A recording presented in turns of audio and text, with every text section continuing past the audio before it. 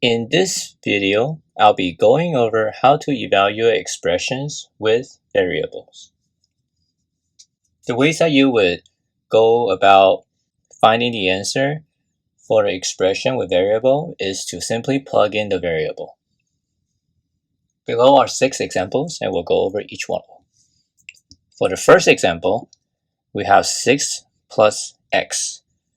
Then we have x as 10. That means we can write the expression out, but then we'll substitute the x for the number, in this case 10. So 6 plus x equals 6 plus 10. And so 6 plus 10 equals 16. So 16 would be the answer for the first example. Now for the second example, we have 24 minus y. And y is 12 in this case.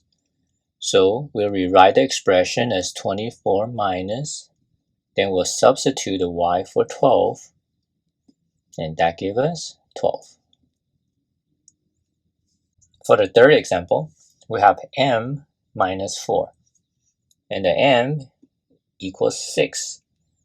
So we'll plug in the 6 minus 4, that gives us 2. And that's the answer for number 3. Now for the fourth example, we have 9x plus 3. Now 9x is 9 times x. So we'll take 9 and then we'll plug in the x, which is 4, plus 3. Then we want to multiply 9 to 4, and that equals 36, and then plus 3. And the answer is 39. For the fifth example, 12 plus 3a.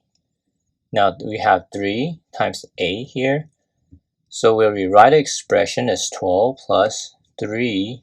Then we'll substitute a for minus 7. Then we have 12. Then we have 3 times negative 7. That gives us negative 21. And 12 minus 21, the answer is negative 9. And that's the answer for example 5. For example 6, we have 24 divided by 3y. So we write it as 24 is the numerator. The denominator will be 3 times by negative 2 after substituting y for negative 2. Then we have 24 over negative 6. And when we divide 24 by negative 6, we will have negative 4. And that's the answer for number 6. So these are 6 examples of how you will evaluate expressions with variables.